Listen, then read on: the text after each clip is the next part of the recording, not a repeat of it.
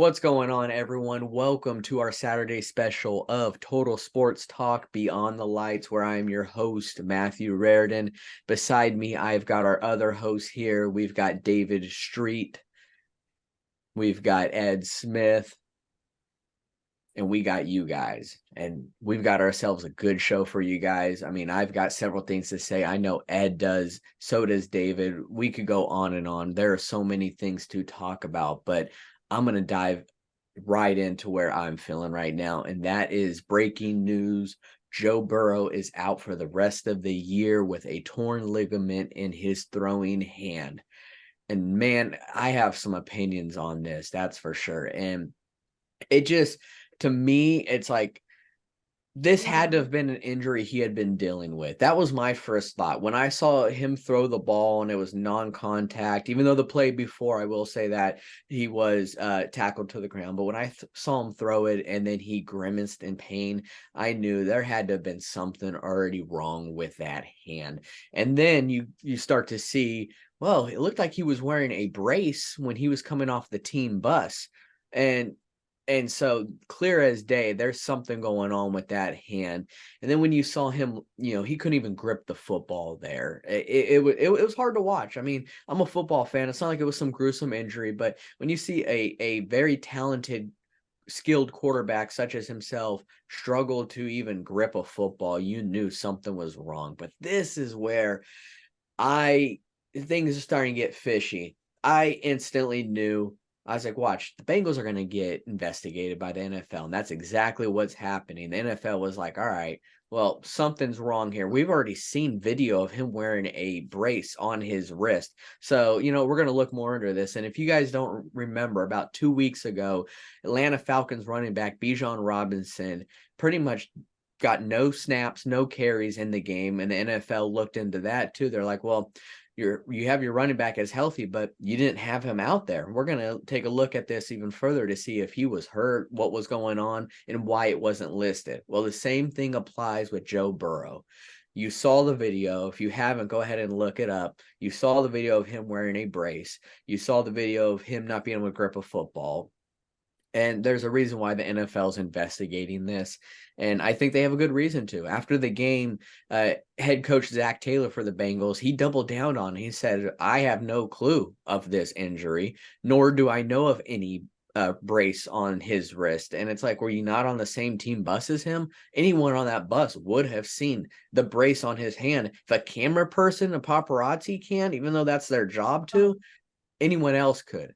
So I think that the NFL will look into this more further. And yes, I'm not saying that this is a petty thing, okay? Chances are it'll be a fine. I'm not saying that they need to even get hefty punishment. But I think that rules are rules. And if there was an injury going into this game, it should have been listed. And this is more than just for the opposing team. This is for player safety. This is for Joe Burrow's sake. The fact of the matter is he's one of the stars in the NFL. And if something was going on with his hand that should have been listed, he should have been cleared by doctors. But instead, it seemed like they went a different route. But this is just my opinion. I will wait to hear what the NFL says and what other facts come out. But guys, how you guys feeling about this whole situation? Well, guys, doesn't it seem like Joe Burrow is always getting hurt? I mean, his rookie year, he tore his ACL and his MCL. His second year, when he guided the Bengals to the Super Bowl, and God knows how he did that with that trash offensive line. He got sacked a lot, including 19 times in the postseason, which is an NFL postseason record. And I remember he got hit a bunch of times in college, and if I remember correctly, I think he had a big hit laid on him in LSU's bowl game against UCF in 2018. I don't remember what bowl they were in. And I know it sounds like I'm blaming the offensive lines he's played with, and I'm not trying to do that. But the point I'm trying to make is that it seems like there are just some quarterbacks out there who are just destined to get banged up. And Joe Burrow, to me, is just one of those quarterbacks. Now, listen, Joe Burrow is a tough son of a gun, right? But at some point, all these hits, all these injuries, everything that he's taken, like, it has to take a toll on him. And, like, it's not going to be good for him in the long run. But, Ed, what's your opinion on the matter? I think at this point of the season, you're seeing every team deal with injuries. There's not a player that is playing regularly in this league that is not injured in some way, shape, or form. So I'm kind of on the other side of this. You're going to see braces, you're going to see knee sleeves, you're going to see elbow sleeves to keep everything intact because of the physicality that these players have to go through on a week in, week out basis. Now, just for clarification, so far this year, uh, there is an injured reserve of players currently at 255 players in the National Football League that are listed as injured reserve. Now, that is an astounding number for 32 teams. So when you're looking at every player that's out there, they're dealing with injuries too, but they are just not in the same realm as far as cannot go in any way, shape, or form. Now, when you're looking at rosters on a week to week basis, because the injured reserve is going to be holding a player back for multiple weeks, without question, and no possibility of coming back on a week to week basis. Baltimore has a high of 11 players additionally out from whoever they have on the injured reserve as as well. So overall, you're seeing not only injured reserve players, you're also seeing players be out from an active roster standpoint, which really everybody has to deal with, just some more than others, depending on the severity of the injuries that you're talking about.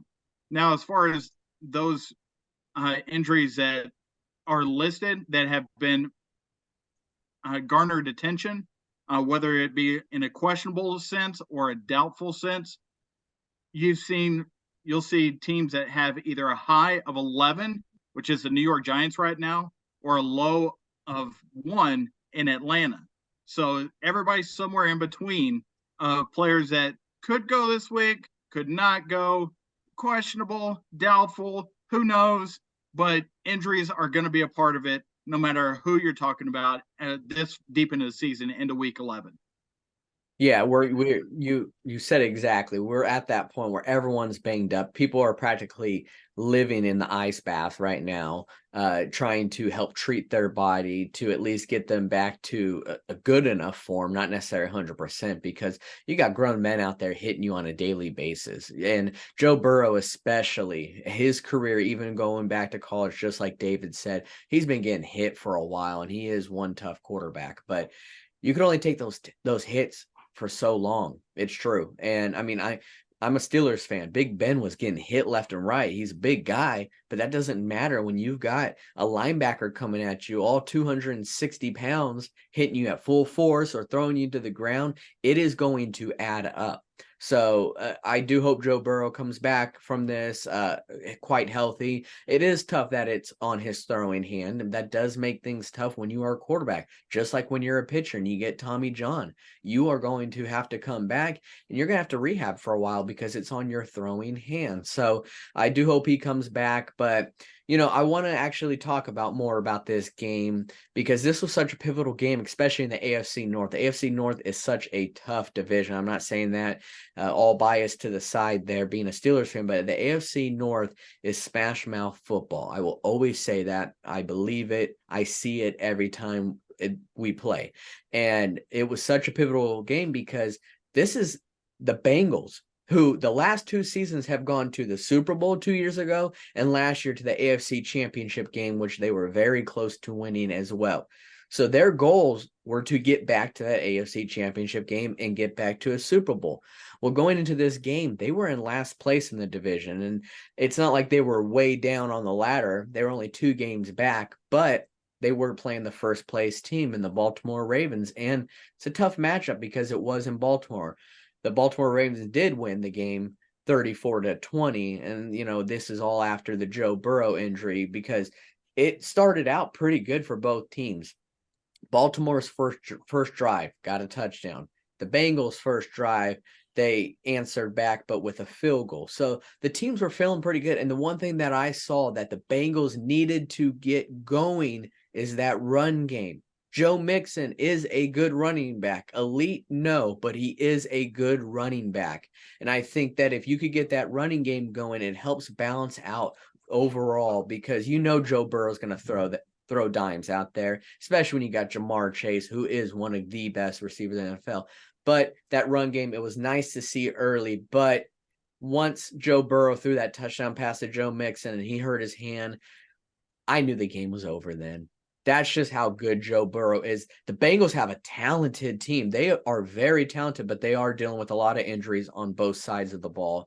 But once that injury happened, you almost knew that the game was over. The air was sucked out, not necessarily in the arena because they were in Baltimore, but on that sidelines. One thing that I did see was when Joe Burrow came back to the sidelines, even though he didn't have his helmet, he had his pads on and his beanie, he knew he was hurt. He knew he was going to be out for a while. You could tell. I saw that. But he didn't want the team to see that or know that. He wanted the team to know, I'm still here. Doesn't matter if I'm in a cast, a wheelchair, or I'm standing. I'm still your teammate and I want to be here. So I will say that was really awesome to see. Big props to him, especially now that you see he had a torn ligament. So he was probably in a lot of pain, especially in that hand, even though I'm sure they gave him a nice hefty shot to ease the pain. But that happens in the locker room. What happens there stays there. But it was a good game at first, but Jake Browning came in, and it's tough when you're a backup quarterback, especially when you're a backup quarterback for a star like Joe Burrow, to see Jake Browning come in. And he looked pretty decent, especially the first drive in the second half. He led them to a field goal drive, which a lot of people probably didn't expect. I mean, that's coming from Jake Browning there. But the Bengals push further into last, while the Ravens now propelled themselves even more in first. And it is an upsetting year now that the Bengals are 5-5 and they are in last place with their goals set high, with the expectations of going back to the AFC Championship game. Doesn't necessarily mean the season's over. You never know. Jake Browning can surprise people, but ultimately I think the Bengals are going to have to kind of just sit this one out, get Joe Burrow healthy, and I know they'll be back. They've got the talent on that team to do so. So I'm interested to see how Jake Browning does, and who knows? They brought A.J. McCarron back. So A.J. McCarron, he's loved in the city of Cincinnati, and it could be because Catherine Webb, who knows? If you know, you know. I'll leave it at that, but it's one of those things that A.J. McCarron did get brought back here, so he could ease his way back to a starting role just until while Joe Burrow's out. So, I mean, you guys watched the game last night. I know it's on Prime. It is tough. Not a whole lot of people are able to watch it, but what do you guys think on the overall game besides the injury? I mean, I think the Ravens are a wagon, man. I mean, like I said before, they have by far the best point differential in the league. And in fact, I have their game log up here like right now. Let me read you their winning scores, okay? 25-9, 27-24, 28-3, 24-16, 38-6, 31-24, 37-3, 34-20. Okay. Most of their wins have been blowouts. Most of their wins have been by, 14 points or more. And I got to give credit to the Ravens because I did not expect this from them. I didn't expect them to be bad. I figured they'd be decent because they have Lamar Jackson, and anytime you have a guy like Lamar Jackson, you're always going to be competitive. But I certainly didn't expect them to be this good. And you talk about the Bengals being in last place, which sucks for them. And you know what also sucks? I personally picked the Bengals to win the Super Bowl, and then then this happens.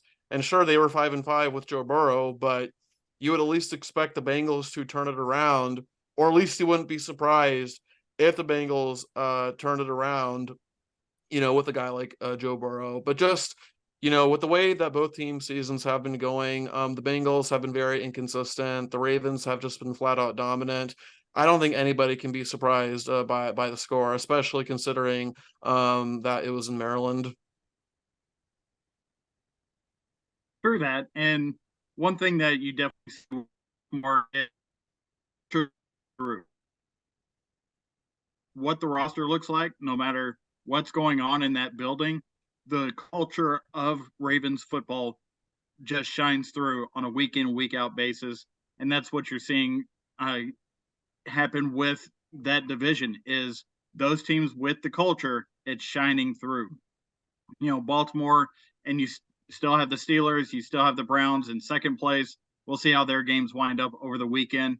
But game that I'm looking forward to over the weekend is actually the Philadelphia at Kansas City matchup. Now, for those of you that watched us last week, first I'd like to say thank you. Second, we did talk about how trash the schedule makers were last week on the games that were being shown nationally. Well, this week they got one right. They've got the leader of both divisions. So if the playoffs were to end today, you would have Philadelphia and Kansas City in the number one seed for both playoffs. And this is the type of matchup that we want to see shown nationally. It isn't the highlight game, which is the Sunday night football game. It is on Monday night, but what better way to end this week of football than this particular game here? Now, it is, in my opinion, going to be more important for Philadelphia to get off to a good start and win this game, because the next 5 weeks, including this, is going to be against current playoff teams. The Chiefs, they only get one playoff team in the next 5 weeks, and that's Philadelphia. So while the Chiefs can create certain separation, the Philadelphia Eagles can help hang on to the lead in the division as well as the conference. So really looking forward to this. Now, if you're looking at how they match up this year as far as their rankings, you're going to see Philadelphia being at 8 versus Kansas City's 14. Kansas City definitely more explosive with Patrick Mahomes, Travis Kelce, and gang over Jalen Hurts and Dante Smith and all those guys there. But right now, Philadelphia is actually putting up more yardage than what Kansas City is. But that is counterbalanced by the fact that Kansas City actually has the number 3 defense in the NFL right now versus Philadelphia's number 10. So overall, we're going to get irresistible movement versus unmovable object in this game, and I'm so ready for it. If I'm looking at keys to victory for the Chiefs, it's going to be to score swiftly and early, as well as being able to lean on their defense. With Boo. Philadelphia, I know you did there, Ed. Boo. With Philadelphia, they have to stay on schedule. That's their whole identity. Stay on schedule. Hit the 2nd and 6, hit the 3rd and 3, 3rd and 2, 3rd and 1, so you can get the tush push, if you want to call it that, and then just control the clock all the way through. This is a game in which we get to see a measuring stick between these two teams, not only from a rematch of the Super Bowl last year, but where we're headed as we get into the latter half of this year and the Super Bowl in February. Yeah, and oh, sorry, Matt, go ahead. Well, yeah, it's going to be a great game. And the one thing that I will say about the Chiefs is it seems like they're very quietly each and every year one of the best defenses. It seems like it doesn't get talked about enough, in my opinion, because you have a juggernaut at quarterback in Patrick Mahomes, and you got Taylor Swift up in the club level, but they have a great defense that just doesn't get talked about because their offense is so explosive. So that's just one thing I wanted to add is, give some respect to this defense, especially with the coaching they've got going on there. I mean, Spagnuolo is one of the best defensive coordinators in the game, and he's another person who does not get enough credit where it's due. Yeah, and I just want to add too, Ed, you often talk about a team's culture and how that permeates. And I think with the Eagles, you're seeing a clear winning culture too. I mean, last year the Eagles were a fairly dominant team. They haven't been nearly as dominant this year. They've had a lot of close games, and yet here they sit at 8-1. So it's like you always say, they have that culture of winning. 100%. And, Sirianni has brought that culture of winning even after Andy Reid fired him when he came to Kansas City. So those two coaches did cross paths at one time when Andy Reid was brought from Philadelphia to Kansas City. Sirianni was a wide receiver coach for Kansas City at that time. and now he's the head coach of Philadelphia. So there's been some conversations between those two before, and Andy Reid actually said that Sirianni is the perfect fit for Philadelphia. And if anybody knows what coaching in Philadelphia looks like, it's Andy Reid. He is the winningest coach in Philadelphia Eagles history. So he can make that kind of claim for another coach being in that same spot. Yeah, and I'll just add one final point about Sirianni here. I remember his introductory press conference, and he kind of got trashed for it. And I think even he'll admit that it wasn't his best work. But hey, you know what? At the end of the day, not every coach is meant to be a public speaker. Public speaking is obviously not his thing, but coaching most certainly is his thing. Yeah, 100%. Yeah, I agree there for sure. And it's that time of year where it's the holidays. Things are starting to get cold, depending on where you live, not where Ed lives, because he lives in Texas. It probably is about a mere 80 degrees in the winter. But hey, you think it gets cold in Florida? Yeah, actually, yeah, same. So same to both of you. But we know where it does get cold is on the hockey rink. And last show, if you guys did not see, we introduced a new segment, and that is Street's Corner. And David Street has got a good one for us today. Oh boy, do I. Well, if you guys can see, I'm sporting that Tampa Bay Lightning jersey. Okay. This is Kucherov, by the way. Yeah, I got something to say to the people who are calling for John Cooper's head. If you don't know, John Cooper is the head coach of the Tampa Bay Lightning, right? Now, I acknowledge that it's probably mostly trolls, but I've been around way too much to know that anytime anything goes wrong, people call for heads, and they actually mean it. And it's not just with Billy Napier and the Gators. It's not just with John Cooper and the Lightning. It's with everybody, man. It's with every team, because that's just how people are. They just love to freak out. All right. Now, let me just say this. All right. I'm not saying that you can't criticize Coop. All right, because he's human, and even the best coaches they're never going to get it 100% right. They're not going to be perfect. And in fact, this season alone, we have been 0-4 in overtime games, and we have looked absolutely awful in overtime, like just trash, right? And we've had multiple games where we were up by multiple goals, and then we proceeded to lose. Okay, that falls squarely on coaching. Okay, so I get that Coop could definitely be better, and he knows that he can be better. But guys, here's the thing. We knew that things would be rough without Andre Vasilevsky, right? I think we all accepted that it was going to be rough, and we were just going to have to ride it out as best as we could. And yet people are still acting surprised that things haven't exactly been great for us. Well, apparently, since people just started watching the Lightning this year, or they have amnesia, let me just give you a reminder of the kind of coach that Coop is, okay? So as of right now, he has 487 wins, which is easily a franchise record. He set the NHL record for most wins through a coach's first 700 games with 426. He has 9 playoff appearances, 6 Eastern Conference Finals appearances, 4 Stanley Cup Finals appearances, including 3 straight appearances and back-to-back cups in those 3 appearances, right? This man knows how to win. And let me tell you guys, he is not just the best coach in Lightning history. He's the best coach in Tampa Bay sports history, period, bar none, right? Nobody else can touch him. And as far as I'm concerned, he's the only coach in Tampa Bay sports history with multiple sports titles attached to his name. All right. The Lightning are going to build a statue of him when all is said and done. All right. And let me say this as well. We have seen the Lightning get off to slow starts before and then turning it around. When we won our first cup in the Cooper era, so not our first cup overall, but the first cup under Cooper, that season we got off to a 17-13-4 start. There was talks about locker rooms, yada yada yada, all that. We did not get off to a good start before we blasted off.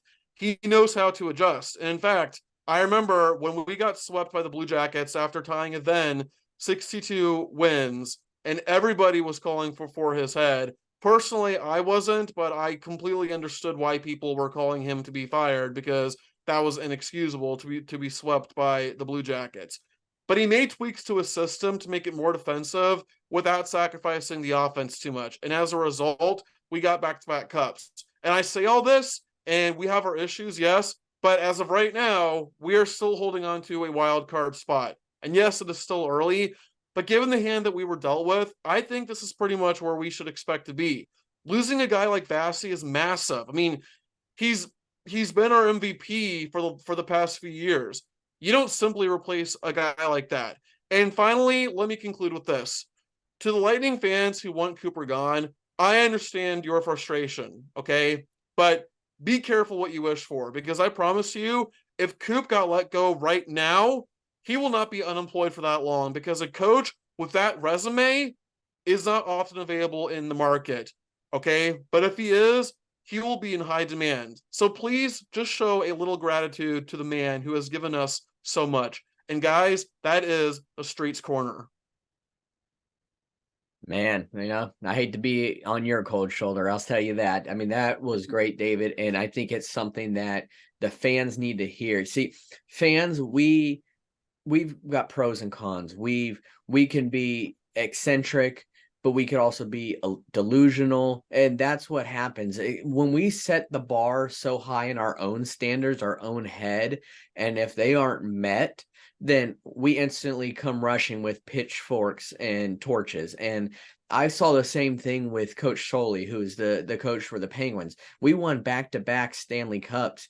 And then a couple years later, you started seeing, well, we're not winning the Stanley Cups anymore. So what did fans do? They're like, well, I want Sully out. And that's how it is in every sport, is that these expectations in fans' heads are set so high that when they aren't met, that's how they react. And so what's happening right now in Tampa, especially after all the many years that they've had the last several years, they aren't off to the best start. And what are we saying? Oh, let's get rid of Cooper. Let's get him out of here. So I totally understand 100% what you're saying, David, and I support it. And last thing I want to do is be on Streets Corner. So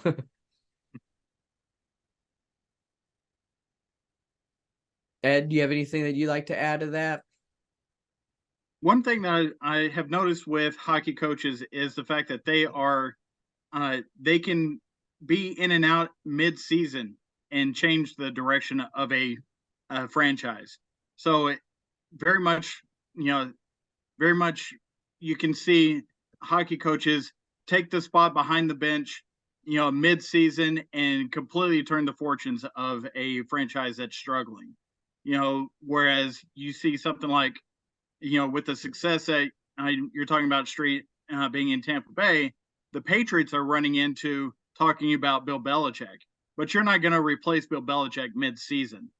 So if at some point you see the team being lost to your coach, then it's easier to replace them mid-season than it is in any other sport. As far as I'm concerned, because I have seen it to where hockey teams can come back and play well just with the infusion of new blood, not by the players, but by the coach that is installing a new system for the players that are there. If players fail to believe in the coach further, then your season's done anyway. So maybe it is time to make a move. I'm not saying that it's warranted after 20 games, but I'm saying that it's something to keep an eye on with the all-in factor of what a team needs to be to continue that level of winning.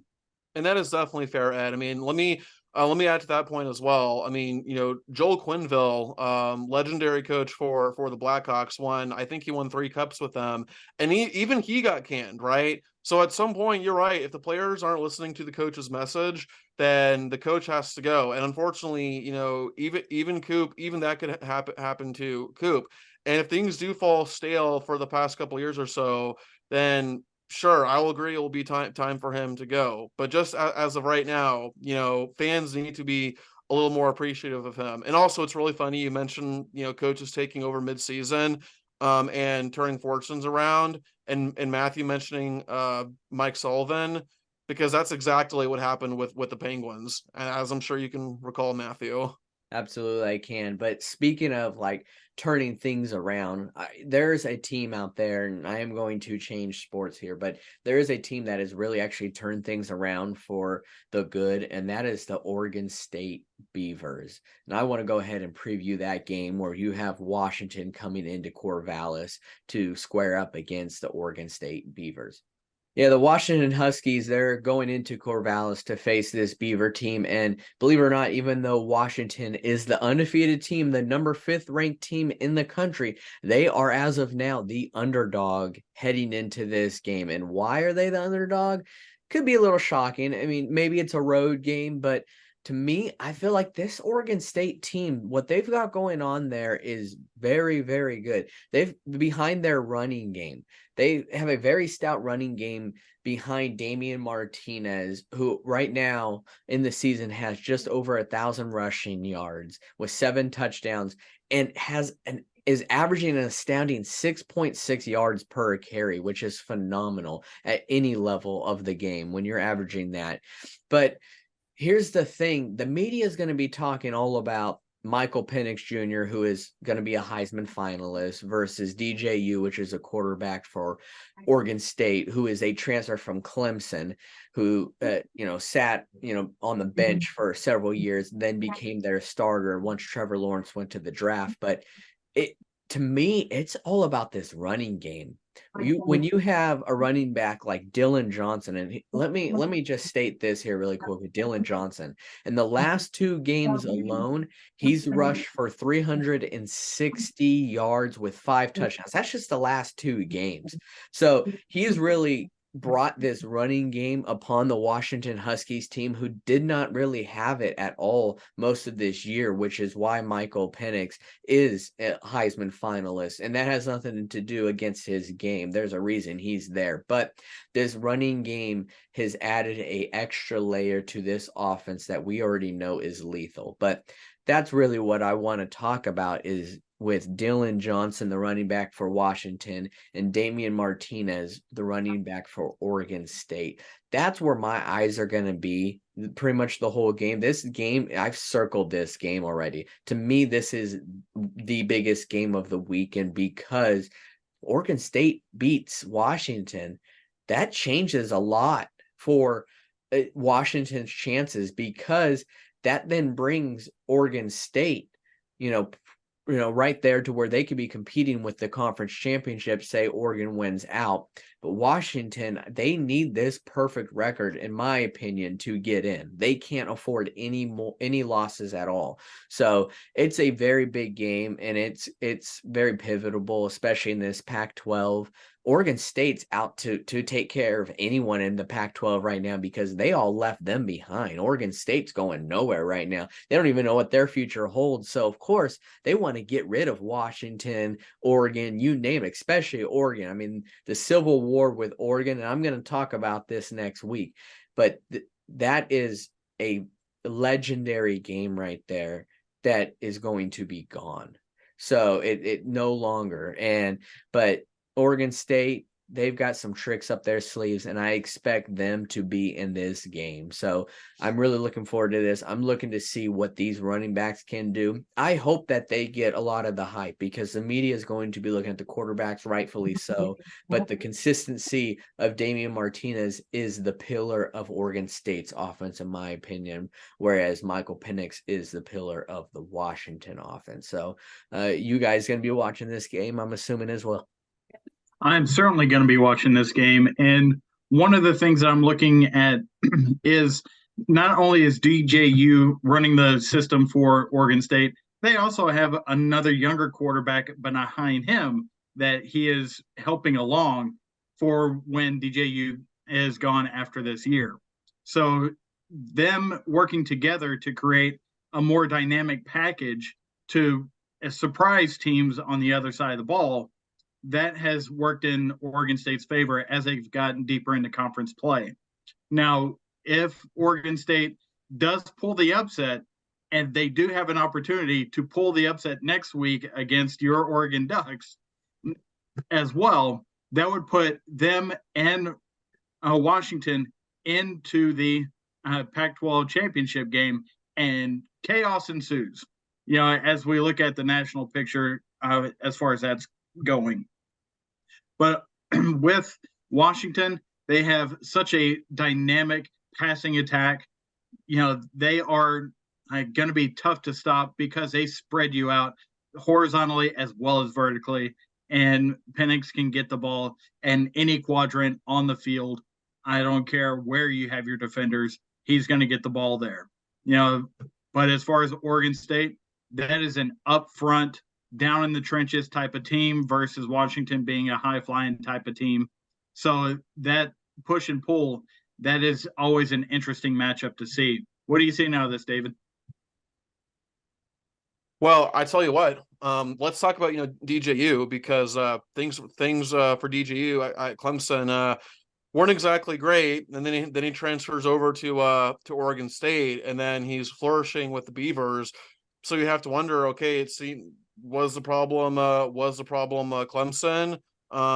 Because it certainly seems that way. Not to throw shade Clemson's way. I think their history with developing quarterbacks is obvious, but I can't help but look at where DJU is right now and just notice the obvious difference in play. And then how about Oregon State? I mean, a few years ago, the idea of them even being one of the best teams in the country right now was just something you couldn't fathom. And I'm struggling to find words right now, because that's just how crazy this whole thing is. I mean, huge kudos to Jonathan Smith for what he's built up there in Corvallis.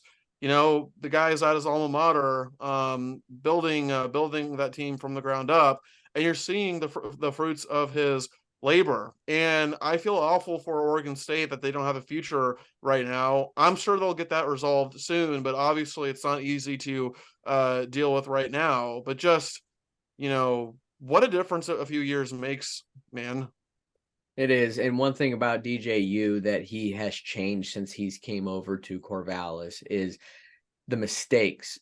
He has minimized those. He only has 4 interceptions on the year, and that is big. It's the little things sometimes, but to really change that, to have a mistake, very small mistakes, like 4 interceptions is very big for a quarterback like DJU, because when he was with Clemson, it seemed like it was mistake after mistake after mistake. So that's one thing that I've noticed when it comes to kind of his resurgence in play with Oregon State, and I love what they're doing there, and that's coming from an Oregon fan. So it is nice to see what Beaver Country's doing. But there's what were you gonna say, David? Yeah, I mean, did you want to finish your thought? Because I had a question to ask. No, absolutely. Yeah, feel free to ask your question. Yeah, so I know I asked this before, but I don't remember if it was here or if it was somewhere else. So obviously we know that defense wins championships. Georgia, case in point. But we've also seen examples of teams winning championships with, not elite defenses, like LSU in 2019, who had an explosive offense led by Joe Burrow, and they had, I would say, an above average defense at best. And then we saw it with Cam Newton and in Auburn in 2010, when they had a trash defense. In fact, 2010 Auburn, as far as I know, was probably the last team to actually win it all with a trash defense. Now, I don't think Washington's defense is trash, but it's certainly not the strength of the team. But Matthew and Ed, do you think that, much like Cam Newton with Auburn and much like Joe Burrow with LSU, do you think Michael Penix is good enough to elevate everyone around him to lead them to the promised land? Matthew, let me get your answer first.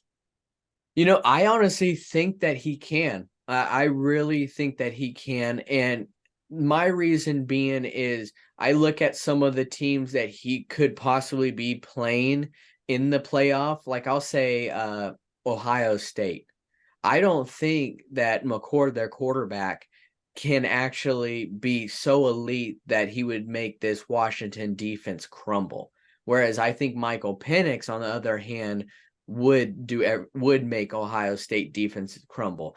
My only thing is if he goes and plays against a Georgia team where that offense, I think, can keep them in that game the entire time, I think he would hit a brick wall then. And there is one thing to say, and this is coming from an Oregon fan, Pac-12, When you start playing those SEC teams, it's for real then. And you don't know what it's like until you play them. And I think that if right now he were to play an Alabama team or a Georgia Bulldog team, I would take the SEC schools to win. But I do think Washington and Michael Penix can do it. I think they could shock the world with that type of defense. Do I think that they're on LSU's level? No. Very fair. What do you think, Ed? Well, I'm going to go back to the examples that you provided, and I think Washington is somewhere in between those two, because with the Auburn team that you're alluding to, not one person starting offensively or defensively went to the draft other than Cam Newton. But with the LSU team, about half of that defense was drafted in the first 3 rounds of the following draft.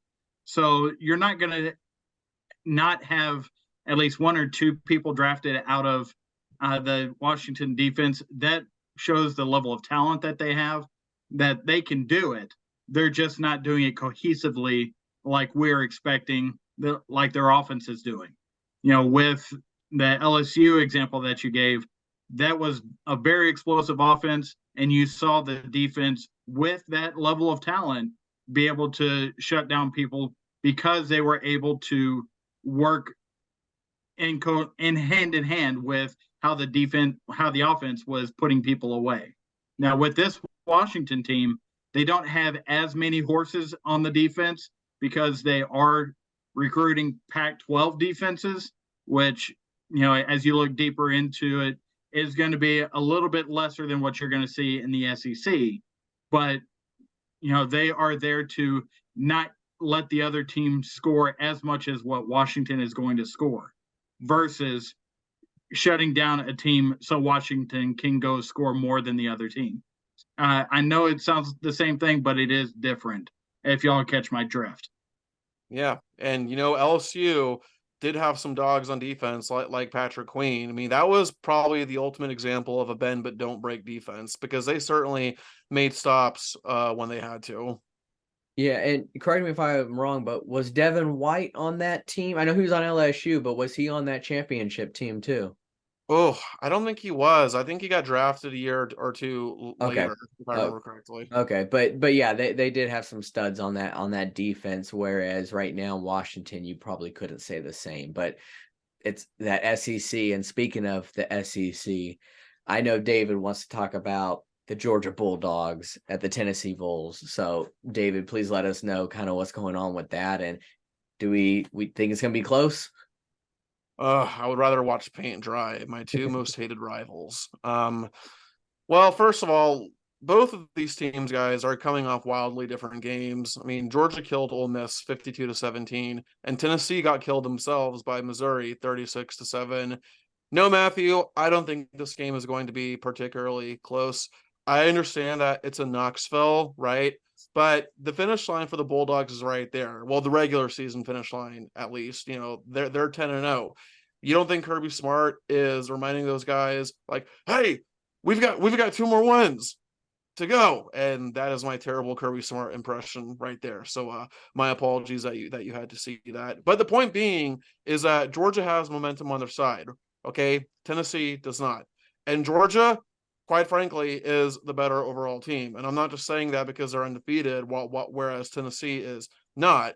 But right now, Georgia is 6th in scoring offense and 6th in scoring defense. Tennessee is tied for 36th in scoring offense, and they're 29th in scoring defense.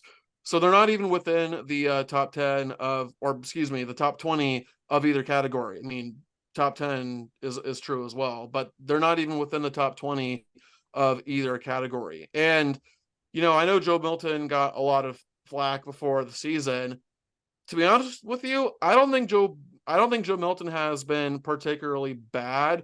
I mean, he's got 16 touchdowns to 5 interceptions on 65% passing. Okay, that's not bad, but that is nowhere good enough to beat Georgia, man. Like, I'm sorry, you're not going to beat Georgia with Joe Milton. It's not going to happen. And then meanwhile, Carson Beck, I would say, has emerged into one of the better quarterbacks in the country, and he has gotten better as the season goes on. And I know there was some question marks about the quarterback position after Stetson Bennett left and got drafted. But Carson Beck has really emerged as a leader. So could Tennessee win? I mean, it's possible. I have said on the show over and over and over again that I really feel like Georgia is more so out talenting their opponents. But again, they're 10-0. They're 2 wins away from a third straight undefeated regular season. It's not going to be close, guys. But Ed, what do you think? Well, Georgia definitely has the dogs on defense. Even though that defense is not historic, they are just as solid as a championship defense needs to be to get to that third finish line that they're going for this year. Now, with Carson Beck, you had mentioned him. I'm interested to see who he's going to be throwing to this weekend because there has been some question about Ladd McConkey's health and Brock Bowers coming back from that ankle surgery a couple of weeks ago. So how healthy is that? Are those two guys going to be for Carson Beck to be throwing to? Now, Beck does have a solid running game to lean on, but the play action off of that running game is just devastating for almost every team in the country. Tennessee just does not have the ability to keep up with the firepower that's about to roll into Neyland Stadium. There's not going to be any goalposts being thrown in the river this week. No, not at all. And next time, David, you go ahead and do a Coach Smart impersonation. I'm gonna send a visor your way because that's more of his style. But maybe I'll get a bowl cut too. You should. I mean, it's the thing if you want to be a winning coach. So, but it doesn't matter if this game's being played in Knoxville, Athens, Georgia, or Athens, Greece.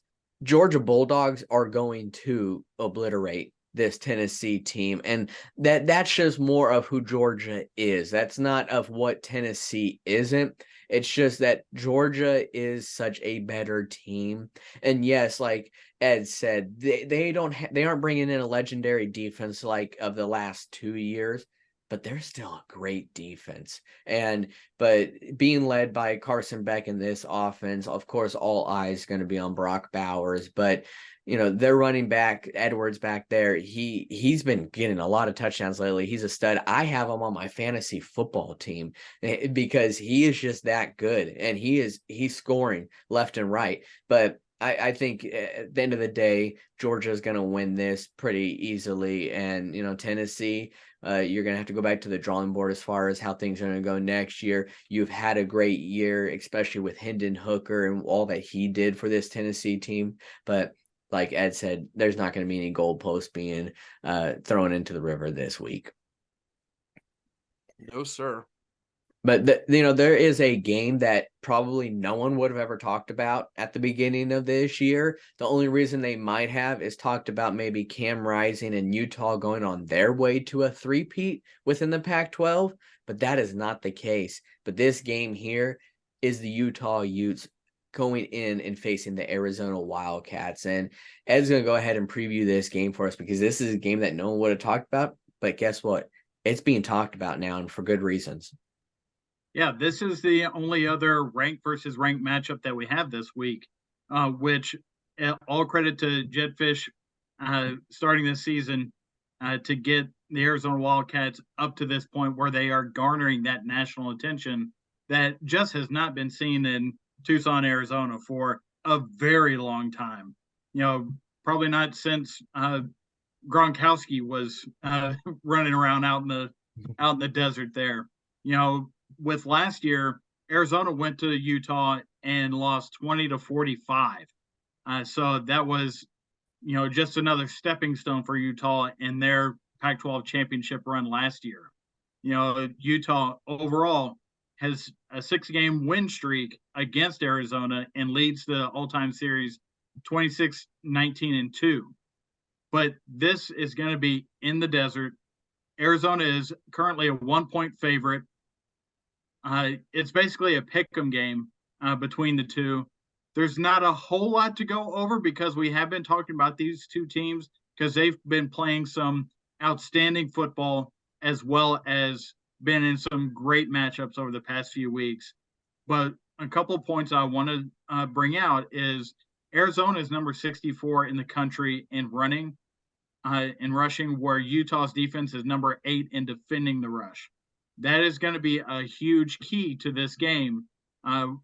With whose personality wins over in the end?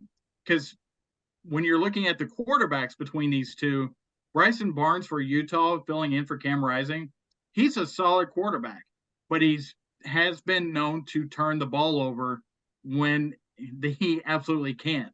So if he can stay solid and keep the ball in his hands, in his team's hands, then they have a better chance to win. With Noah Fafita, the touted freshman for Arizona, he's getting better every week. He's an emerging talent in the college game. And I'm looking forward to seeing what he can do in the Big 12 next year. But as far as the keys to victory, it's which quarterback takes care of the ball and makes a play that is not schemed in the offense. We're going to see great things out of both of these teams next year. But for this weekend, that is going to be that key. And I'm really expecting Utah to just eke out a win, somewhere in the vicinity of 23-19, just that missing 2-point conversion to keep the game close. Yeah, and I tell you what, guys, I am really interested in the coaching matchup here because I think we've got two teams here who were led by two Coach of the Year candidates in Jed Fish for Arizona, and what's the Utah coach's name? I'm drawing a blank. Kyle Whittingham. Thank you, Ed. Thank you, Ed. I was drawing a blank here, but yeah, these two coaches have arguably been the best in the country. I mean, Whittingham, the way that he's been leading this team without Cam Rising, and then how about the job that Jed Fish has done for Arizona, man? Just building that team from the ground up. Jed Fish is not going to be at Arizona for very long, and I think Arizona fans deep down know that because a guy who's on the rise like that, he's going to go to a bigger pond. So they need to appreciate him as much as they can, and I know they do. But when the time comes, Jed Fish is going to be doing greater things. And also, when you see that many coaching vacancies come mid-season, these administrations are going out and doing some scouting before they are actually allowed to speak with these coaches. And Jed Fish, especially considering Arizona's financial troubles in their athletic department, Jed Fish is certainly going to be somebody that they can go out and get to a bigger school at a lesser price than trying to get somebody that's on the level of a Dabo Swinney or Nick Saban or Kirby Smart. Get somebody that can raise a program that's been struggling, just like he's done where he is now. Matthew, what else do you have on that game? Yeah, for me, one of the biggest stories, and we've kind of touched about it, is the Big 12 is in good hands by bringing these two programs in, especially these coaches with Jed Fish and Kyle Whittingham. I've always loved and respected what Kyle Whittingham has done as a coach at Utah, especially. But going into the Big 12, I mean, it's going to be a change going from one conference to another. But I see that the futures for these programs can be bright. It is going to be tough for Arizona because chances are they are going to lose Coach Jed Fish. But at least going hopefully into this new season next year in a new conference, if he is still there, I do like seeing the Big 12 and what they have to offer there. So that's kind of my biggest story, besides the fact of Jed Fish possibly going on to bigger and better things, because he's showing that he can do that. So I'd really like to see where he goes and what team is going to value him as well. But speaking of, big stories, there actually has been a pretty big development in a big story that's been going on in all of college football right now. And that is the Michigan Wolverines and their sign stealing scandal. Ed here is going to fill us in on the latest details and what we might have missed. There have been a few details that have come down over the past couple of days. One of them, and probably the most headline-grabbing one, is Jim Harbaugh and Michigan have decided to drop the challenge of the 3-game suspension that the Big Ten has levied against the program. Now, as it were, they were supposed to have a hearing on Friday to discuss a possible injunction, but as of Thursday, they dropped the challenge. Jim Harbaugh is going to go along with the suspension of their game against Maryland on Saturday, as well as the game against Ohio State next week.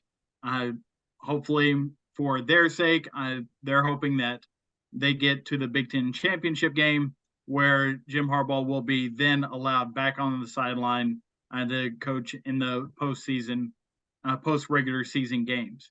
Now, another coach that is on that staff, Chris Partridge, their linebacker coach, has been let go. His services are no longer needed, as was stated to them. And the prevailing thought is that he is allegedly destroying evidence of the sign stealing that Connor Stalions was providing the program. And this was all after the investigation had been started. So that is not a good look for the program as a whole. Get rid of the riffraff, if you will, those that are basically impeding the progress of an ongoing investigation. That is a terrible thing to have for a program going in and trying to state their case with the Big Ten and the NCAA. Now, one other detail that has come out is there is a booster of the Michigan program going by the name of Uncle T that partially funded and bringing that money in for Connor Steins to get all the information that he could get in the sign stealing scandal. You know, Connor Stein was using his friends. He was using, some other forms of information gathering, and whether it be film, whether it be in person, whether it be just observing it. Jim Harbaugh himself does not say that he knows how the information was deciphered, but just thought that it was, being deciphered the way that, anybody else could and would in the college game. But let me ask you guys a question about this. Why do we not have headsets in Division I football?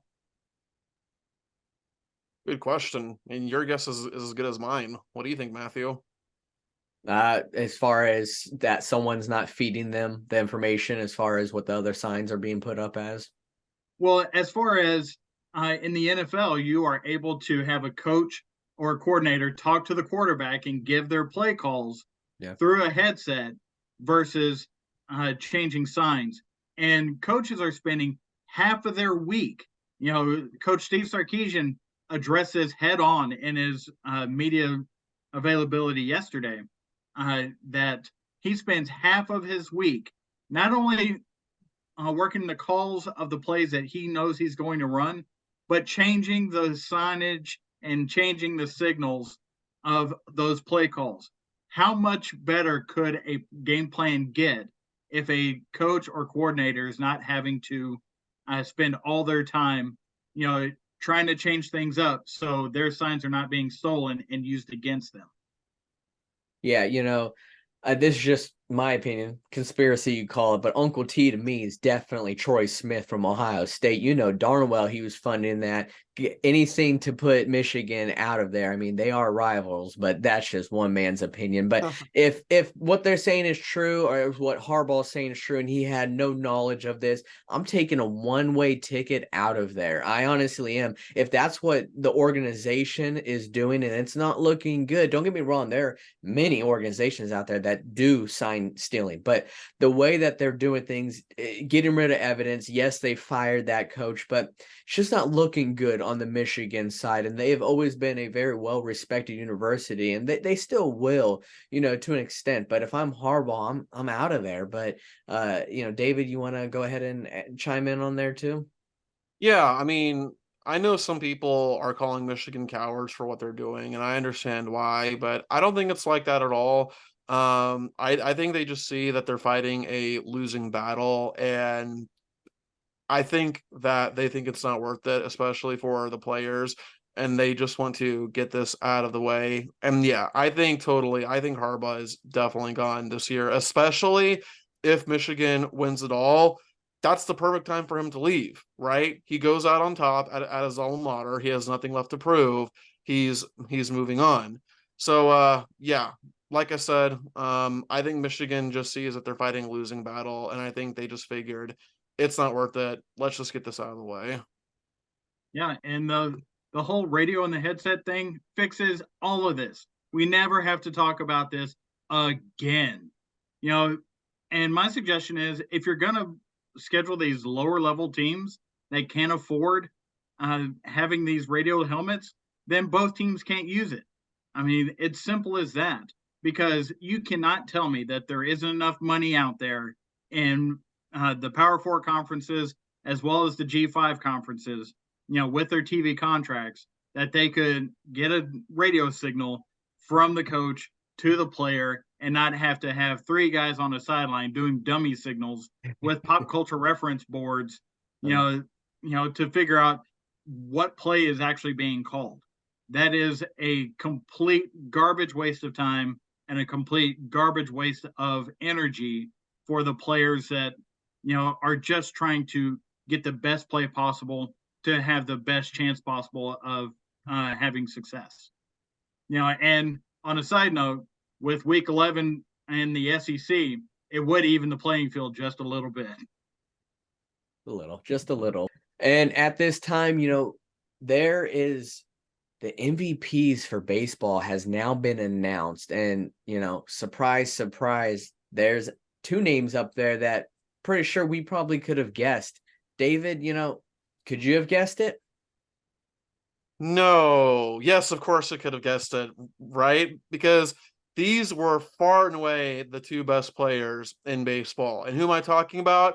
I'm talking about the National League's Ronald Acuna Jr. and the American League's Shohei Ohtani. All right. And let me just go over some number. Oh, and by the way, I can't believe I almost forgot to mention this. But for the first time ever, we have two unanimous MVPs. Never happened before in the history of MVP voting. But let's go over their numbers real quick, right? Ronald Acuna, among National League batters, second in batting average, first in runs, first in hits, first in total bases, first in stolen bases. He was the first player to ever hit 40 home runs and steal 70 bases. Okay, he did something that no one has ever done before. So it's no wonder that he finally won his first MVP. And then finally, let's go over to Shohei Ohtani. So Ohtani was fourth in batting average, tied for fourth in runs, first in home runs, first in total bases, first in on-base percentage, first in slugging percentage.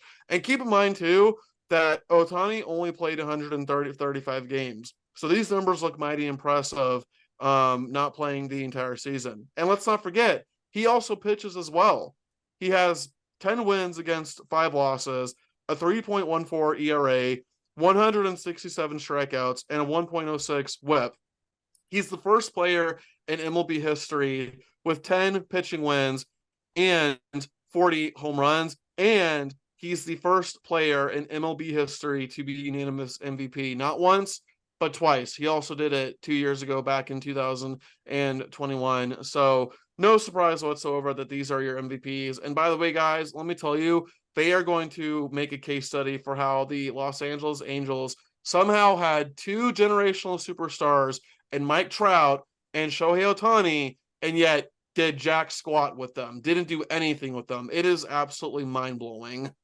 This is going to be a season in which may never happen again, where we have not only two unanimous MVP awards. We have 2 unanimous Rookies of the Year and a unanimous Cy Young Award winner. How dominant are these players in the MLB right now? So I'm just super excited to be in this season with the changes and the adjustments that the MLB players had to make with the time changes and these larger bases, these rules adjustments. It's amazing to see how quickly and how well it is actually elevated the play of the players that are making the adjustment the quickest. Yeah, and there's 162 games regular season in the majors, and I'd say maybe if you're a star player, you're playing maybe close to 140, 145 games because you need those rest games, and sometimes you get hurt. So let's just say, for instance, Ronald Acuna played for about 140 games this year. That would mean that he had a stolen base in half of those games. So he was stealing a base every other game with having 70 stolen bases. The guy was a menace out there, but he was a menace at the plate too. And let's not forget how great he is on defense. We are seeing generational talent after generational talent. Unless you play for the Angels, you're going to let it go to waste. But with Ronald Acuna, what he has, when you've seen his improvement with the Braves, I mean, it is next tier. And I love seeing that because I'm a baseball fan. I feel like stolen bases, although I know people may say there's an asterisk there because of the new rules, I say screw that. I love the small things in baseballs. I love the stolen bases. I love the bunts, but you don't see that much often, now that we have the DH within the NL. But to see what Ronald Acuna did this year was phenomenal. But Shohei Ohtani as well, being an MVP at the plate, but also on the mound. That's who we're seeing with him. And although he did get hurt, he still will be able to bat next year, but he's going to be batting for a new team. There's no way he goes back to the Angels. Why would you? They're just going to let you go to waste. You're seeing what they're doing with Mike Trout, and I hope they are able to, get rid of him too, because he deserves that. You're seeing two of the best players that, in my eyes, I've ever seen play the game, and it is very nice to see, but they are stuck within Anaheim. But we live in a society that they may not agree to this, but numbers don't lie, and that's why they won the MVP. But who does lie? Well, her name's Carissa Thompson. And Ed, I've been waiting to hear this because I know you got a thing or 200 to say about this topic. Yes, I do. Carissa Thompson, you have just let the genie out of the bottle. For those that hadn't seen it, Carissa Thompson, the desk host for Fox Sports in the NFL, she was a previous sideline reporter for games before she got the desk job. And look, I grew up idolizing reporters. Notice I said reporter, as in bringing the information from an interview to the masses.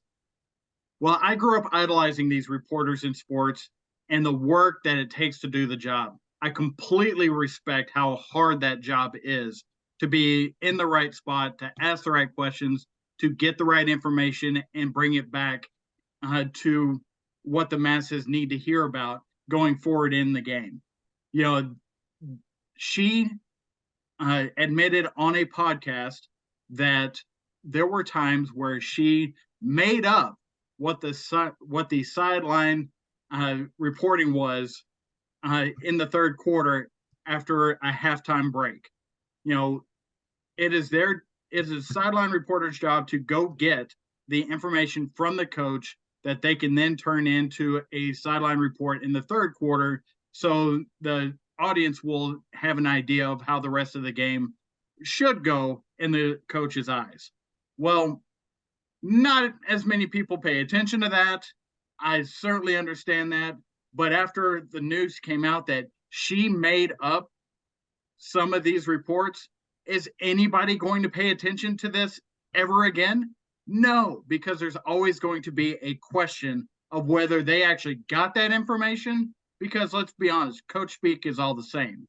or they just took some coach speak off of the stats off the first half and just said, I'll go ahead and throw it out there. Sure, it'll sound good. Now, she did try and backtrack and create some clarification that she was not able to get the coaches to talk to her going into the halftime, and she never actually put those words and acknowledged them to that coach or whatever player she was supposed to be able to talk to. But the genie's out of the bottle. She has basically created question for every journalist out there that does that job. Now, I find it more appalling that it is a female journalist that has had that issue, because coming into, since I was a kid, I heard about female journalists not being ready to be on NFL sidelines because they can't know the game. They can't know what's going on because they've never played it. But when you have reporters that go above and beyond, like Phyllis George did with the NFL Today in the 70s, she was a trailblazer for this, and she, got on camera as a sideline reporter, got the respect of her peers, and then got young girls to want to follow that same path, like Hannah Storm or Andrea Kramer or Erin Andrews. These are some of the very few female reporters that are not going to be affected, in my eyes, by a report like this. But every other sideline reporter, fluff piece manager, sports reporter, female, they are all going to have that question of doubt over their head if they actually did the legwork for this, because of one person not willing to do their job to their fullest. And it is appalling. And I hope that she loses her job.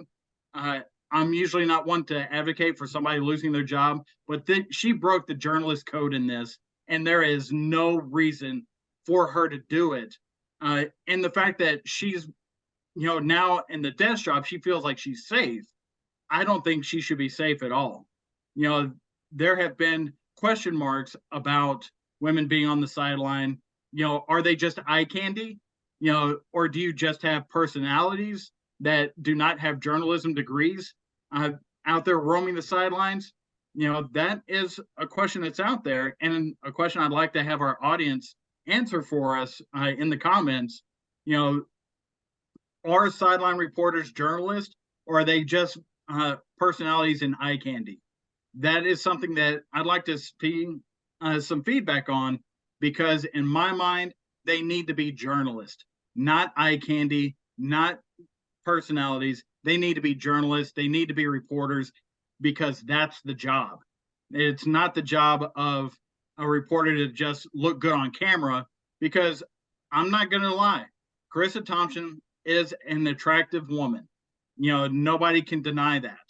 But that is not the purpose of that job in and of itself. So, Carissa Thompson, you need to go away, in my opinion, because you just let the genie out of the bottle. Yeah, and Ed, I think you make a bunch of great points too.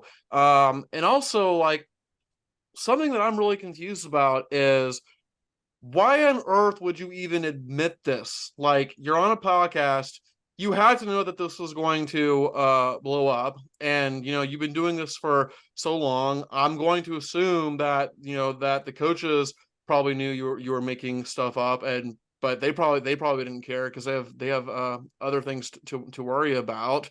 But why on earth would you just go out and admit this? Like, I really don't know why. Like, what do you think, Matthew? Like, why would you just? I mean, doing it is bad enough, and I'm not trying to excuse her for what she did, but why would you just go out and openly admit it like that? I think she feels as if she's untouchable, that she's already reached this point in her career that she can say that, whether it slipped or it's an actual story she wanted to tell. I think she's just at that point right now where she feels like she can. It's like if tomorrow Stephen King says, well, you know what? all my books, it's all plagiarized. Wasn't me. I got that from someone else. That he's so established in his career that it's like, well, Stephen King, I mean, his novels are legendary. Not saying that she's legendary, but she's at that point in her career where I feel like she just thinks that she's untouchable, whether it be her gender or her looks or where she's already at. So that's just how I feel, one man's opinion, but I don't get it. For those of you who have ever been to college, you plagiarize in college, guess what? You're out. Or just as I brought up the whole Stephen King thing, if you're an author, you didn't cite your sources, you plagiarize, all that, you're going to get sued.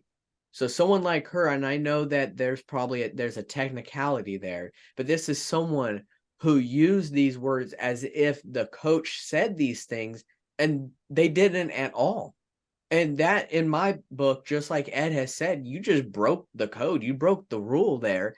And in my opinion, you should be out. Whether some people think it's big or small, those are things that you just don't do. And I feel as her admitting it just makes it feel as if she's untouchable. I completely agree with you, Matthew. And I did a little digging. There are currently 29 female NFL reporters on air, to my count. And by her doing this one thing, she has pulled all their credentials, because like I said before, it's hard enough for a female reporter to be taken seriously in a male-dominated world of sports reporting. To have people look at them as having more substance than just what they look like on camera. And the fact that she has not only done that, but actually been promoted away from that, by citing this practice, I think that is a completely fireable offense. And from here on out, she's going to be known as the reporter that made up sideline reports, that made up what her main job was, in doing these sideline reports, in replacement of not doing the legwork and getting the coach's remarks and going into halftime as she was designed to do. Yes, coaches will give you dog crap and you're supposed to make it look like filet mignon, but that is part of the job. And the fact that she couldn't, as some would say, be bothered to go ahead and finish the job as it stands, is just something that I just can't get over. And I would not be able to trust her as a journalist. As a journalist, your number one value is trust. And she has broken that trust. And I don't think that she deserves to continue to be in sports media because of that broken trust. We're podcasters. We're going to, tell you what we think and our opinions on what's going on. As we get further into sports media, we'll have more contacts that we will speak with and do the job right. But we would never, ever take what we think somebody's going to say and turn it into the story, first and foremost. So that's just what my opinion on it is. Yeah, don't even get me started on the Maria Taylor situation. That's a story for another day. But it's just one of those things that we're seeing it fold in front of our eyes. I don't think there's going to be any repercussions to it. Do I think there should be? Yes, but that's just kind of how it is right now. But we just want to say, all three of us, I speak, for all of us, thank you guys for tuning in. We are enjoying this show, hopefully as much as you guys that are watching it, but we enjoy you guys and all the feedback you guys have for us. So we appreciate it that if you could still continue, like, subscribe, share, let others know that there is other sports shows out there, and sports shows that aren't going to bring politics in it too, because that's what sports is. For me, it has always been that that entity that I can escape to, that I could watch, and that I could just be a part of it without any of the outside world looking in. So that's how I've loved sports, and I assume that that's how you guys love sports, and that's how we want to keep it, is just like that. So please continue to support us by hitting that like, subscribe, and share. And once again, we appreciate all that you guys do. But until next time, guys, we are rounding third, and we are headed for home.